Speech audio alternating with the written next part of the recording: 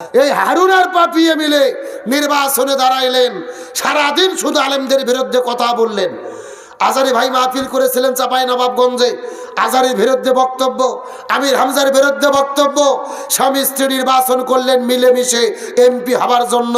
MP তো হতেই পারে নাই, ৬৩,০০০ ভোটে তারা ফেল করেছে। এগুলো কার খেলা? তার মানে বোঝা গেল আলেমদের বিরুদ্ধে দাঁড়ালে তাদেরকে অপমানিত করে কে? আজকে স্বামী স্ত্রী মিলে কান্না করতেছে।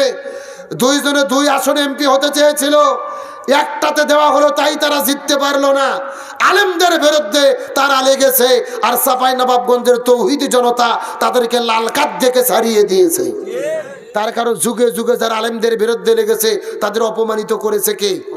আজারে ভাই চাঁপাইনবাবগঞ্জে মাহফিল করেছিল, আজারের কি কোনো অপরাধ আছে? উনি কোন দলের বিরুদ্ধে পক্ষে বলেছিল? উনি কোরআনের তাফসীর করেছে, আর ওরা বলেছিল আজারিকে নিয়ে আসা হয়েছে ভোট করার জন্য, যেন উনি ভোট চাই, রাজনীতি করে। আমির হামজার বিরুদ্ধে যা তা অকট্য ভাষায় বক্তব্য দিল। চাঁপাইনবাবগঞ্জ আলেমদের মাহফিল বন্ধ করে দিল। তোমরা স্বামী স্ত্রী আর ছেলে মিলে আলেমদের বিরুদ্ধে দাঁড়ালে আল্লাহ তোমাদেরকে লাল কার্ড দেখাইয়া দিল। আল্লাহ শিক্ষা দিতে চাই, আলেমদের বিরুদ্ধে যারা লাগে তারা কখনো সম্মানিত হয় না, অপমানিত করে কে?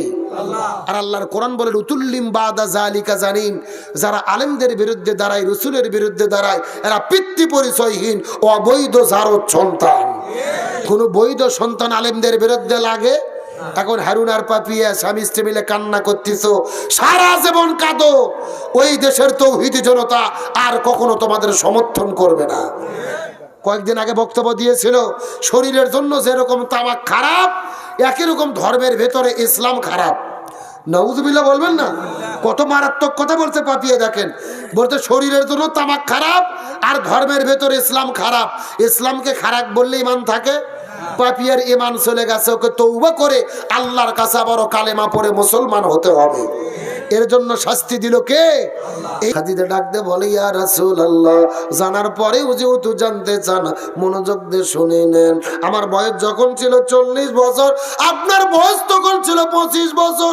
আপনি 25 বছর বয়সে আমি খাদিজা মাকে যখন আপনি বিবাহ করলেন, রাসূলের বয়স হলো 25 বছর, খাদিজার বয়স হলো তখন 40 বছর। তার মানে কি বোঝা গেল? রাসূলের চাইতে খাদিজা কত বছরের বড়? আরো জোরে বলেন। খাদিজা বলি, ইয়া রাসূলুল্লাহ, আপনি 25 বছর বয়সী আমাকে বিবাহ করার পরে ওই গাড়ি ঘিরার মধ্যে যখন আপনি ধ্যান আর গবেষণা শুরু করলেন, 25 থেকে বাড়তে বাড়তে আপনার বয়স যখন 40 বছর হলো, আল্লাহ আপনার উপরে যখন কোরআন নাজিল করলেন, আপনি কোরআনের নাজিল হওয়ার পরে সর্বপ্রথম আমাকে দ্বীনের দাওয়াত দিলেন, আমি কালেমা পড়ে মুসলমান হয়ে গেলাম। তার মানে বোঝা গেল নবীর বয়স যখন 25 থেকে বাড়তে বাড়তে বাড়তে বাড়তে 40 হলো, তখন খাদিজার বয়সটা 40 থেকে বাড়তে বাড়তে কত হলো? মারহাবা। আপনারা তো খুব সেনা শ্রোতা, অঙ্কে পাকা আপনারা, সুবহানাল্লাহ বলেন। এ মুসলমান ভাইরা, গভীর মনোযোগ লক্ষ্য করুন। খাদিজা ডাকতে বলি, ইয়া রাসূলুল্লাহ, আমি 55 বছর বয়সে ঈমান গ্রহণ করেছি। এমন সময় রাসূল ডাকতে বলে, খাদিজা, মনের মধ্যে কষ্ট নেবে না। তোমার কাছে 2 নম্বর প্রশ্ন হলো, তুমি বলো তো দেখি, তুমি 55 বছর বয়সে ঈমান গ্রহণ করেছো, কিন্তু 55 বছর বয়সের আগে তুমি কি ছিলে? প্রশ্ন কি বুঝেছেন? এ বাবা, এত কথা হচ্ছে, টাকা কি বেশি উঠলো নাকি? একটু সাইড হন। এ ভাই, দাঁড়িয়ে থাকো না, তুমি উপর ওটা বসো দেখি। এ মুসলমান ভাইরা, গভীর মনোযোগ লক্ষ্য করুন। নবীজি যখন বললেন, খাদিজা, তুমি 55 বছর বয়সের আগে কি ছিলে, এই কথা শোনার পরে খাদিজা হাউমাউ করে করে কান্না করা শুরু করলেন। ডাকতে বলে, ইয়া রাসূলুল্লাহ, আমি 55 বছর বয়সের আগে এই দুনিয়ার মধ্যে কি ছিলাম আপনি তো ভালো জানেন। আমি 55 বছর বয়সের আগে ঈমান গ্রহণ করি নাই। তখন আমি ছিলাম কাফের, কুফরি হালতে জীবন যাপন করেছি। আমি কেমনে ঈমান গ্রহণ করব? আপনি তো তখন দ্বীনের দাওয়াতই দেন নাই। আপনি কেমনে দ্বীনের দাওয়াত দেবেন? আপনার উপরে তখন তো কোরআনই নাজিল হয় নাই। আপনি 40 বছর বয়সে আপনার উপরে কোরআন যখন নাজিল নাজিল হলো, আপনি তখন আমাকে দিনের দাওয়াত দিলেন, আমি তখন কালেমা পড়ে মুসলমান হয়ে গেলাম। নবী ডাকতে বলে, খাদিজা মনের মধ্যে কষ্ট নিও না, বলতো 55 বছর বয়স পর্যন্ত এই দুনিয়ার মধ্যে তিনি কুফরি হালতে ছিলে, কিন্তু তোমার পেটের মধ্য থেকে যেই ফাতেমা জন্মগ্রহণ করেছে, এই ফাতেমা কত বছর পর্যন্ত কুফরি হালতে দুনিয়ার মধ্যে ছিল। খাদিজা কান্না করে করে বলে, ইয়া রাসূলুল্লাহ, আমার মেয়ে ফাতেমা কখনোই কুফরি হালতে ছিল না, আমার মেয়ে ফাতেমা হলো জান্নাতি, আমার মেয়ে ফাতেমা হলো জান্নাতি, আমার মেয়ে ফাতেমা হলো জান্নাতি।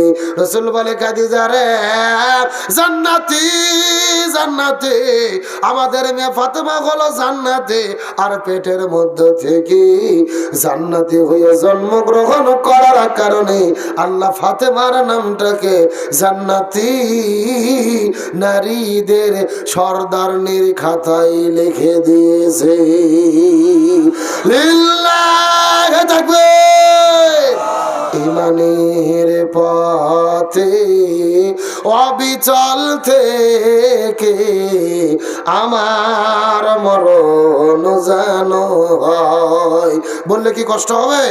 সবাই বলেন, ইমানের পথে অবিচল থেকে আমার মরণ জানো, তোমারই কাছে মিনতি আমার, তোমারই কাছে মিনতি আমার, ও গো রহিম রহমান।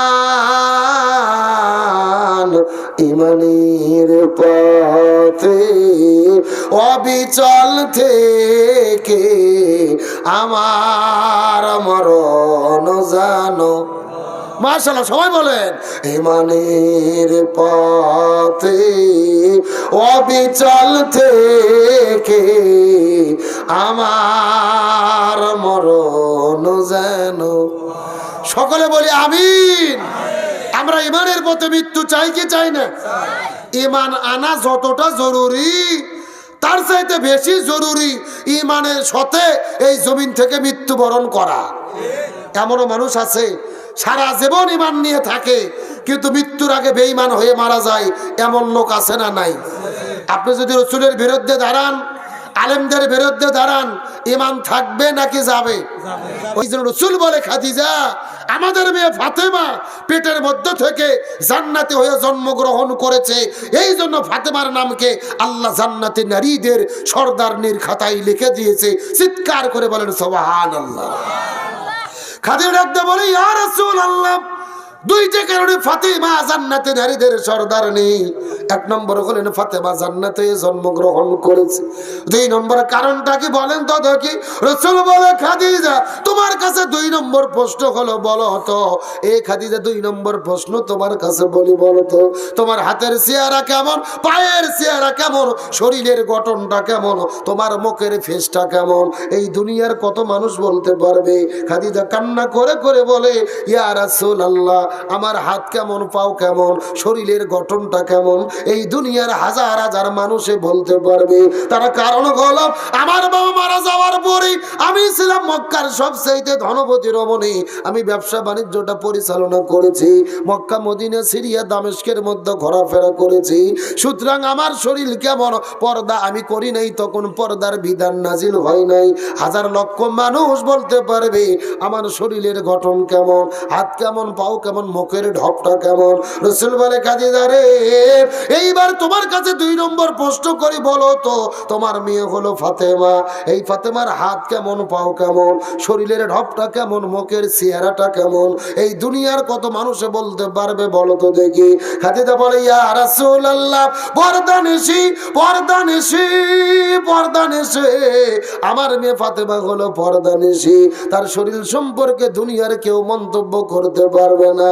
রাসূল বলে খাদিজা রে পর্দানিশী পর্দানিশী আমাদের মেয়ে ফাতেমা হলো পর্দানিশী আর পর্দানিশী হওয়ার কারণে আল্লাহ ফাতেমার নামটাকে জান্নাতি নারীদের সরদারনির খাতায় লিখে দিয়েছে লিল্লাহ তাকবীর কারণ হলো পর্দা জোরে বলেন কারণ কি আরো জোরে এই জন্য আমার নবী বলেছেন মহিলাদের জন্য 4টা আমল করতে হবে এই 4টা আমল করলে আল্লাহ 8টা জান্নাতের দরজা খুলে দেবে 1 নম্বর হলো নামাজ 2 নম্বর রোজা 3 নম্বর স্বামীর খেদমত 4 নম্বর পর্দা 1 নম্বর নামাজ 2 নম্বর রোজা 3 নম্বর স্বামীর খেদমত 4 নম্বর পর্দা এই 4টা আমল যদি কোনো মহিলা করতে পারে আল্লাহ তাদের জন্য 8টা জান্নাতের দরজা খুলে দেবে যেই দরজা পছন্দ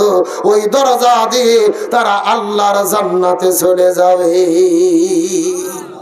আল্লাহ মহিলাদেরকে এই 4টা আমল করার তৌফিক দান করুক বলেন আমিন এ মুসলমান ভাইরা আমি আপনাদেরকে দীর্ঘ 2.5 ঘন্টা যাবত আলোচনা করলাম আজকের আলোচনার সাবজেক্ট ছিল ইবাদত জীবনে যত দিন বেঁচে আছি জীবনে যত কাজ করি না কেন আল্লাহর হুকুম রাসূলের তরিকা মতো আমাদেরকে করতে হবে একদিন দুনিয়া থেকে বিদায় নিয়ে চলে যাব এই দুনিয়ার ভেতরে আসার সিরিয়াল আছে কিন্তু যাওয়ার কোনো সিরিয়াল চোখ বুঝিলে দুনিয়ায় আন্ধার কিসের টাকা কিসের বাড়ি কিসের জমিদার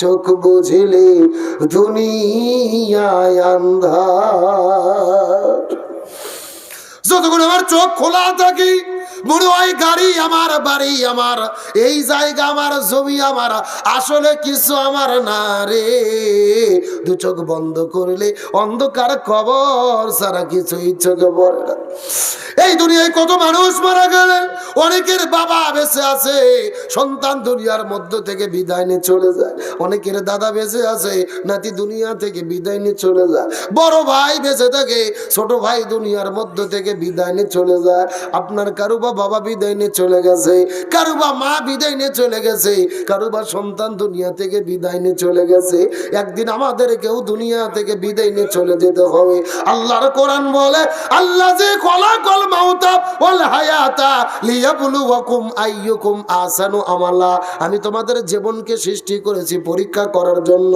কারা কারা ভালো ভালো আমল করে অন্ধকার কবরের মধ্যে চলে আসতে পারে এই সিরাজগঞ্জ জারিলার মুসলমান শেষ কথাগুলো ভালো করে মাথার মধ্যে ঢোকানোর চেষ্টা করেন ওই অন্ধকার কবর কিন্তু ধনী গরিব দেখবে না অন্ধকার কবর কিন্তু সাদা কালো দেখবে না অন্ধকার কবর কিন্তু প্রধানমন্ত্রী রাষ্ট্রপতি দেখবে না ওই কবর দেখবে আমল আমল যদি ভালো হয় ওই কবরের মধ্যে জান্নাতের বিছানা হবে আমল যদি খারাপ হয় ওই কবরের মধ্যে জাহান্নাম ঠিকানা হয়ে যাবে সুতরাং আজকের মাহফিলে আলোচনা শোনার পরে আমরা সিদ্ধান্ত গ্রহণ করব আল্লাহ আমাদেরকে যতদিন বেঁচে রেখেছে 5 ওয়াক্ত নামাজ পড়বো রমজান মাসে রোজা রাখবো হজ করবো যাকাত দেব জিকির করব তাসবিহ পড়ব আল্লাহ জীবনে যত কাজ আমরা করি আল্লাহর কোরআনের হুকুম এবং রাসূলের তরিকা মতো ইবাদত মনে করে কবরে যাওয়ার আগে ওই কবরের প্রস্তুতি নেওয়ার শপথ নিতে কারা কারা রাজি আছেন 2টা হাত আল্লাহকে তুলে দেখা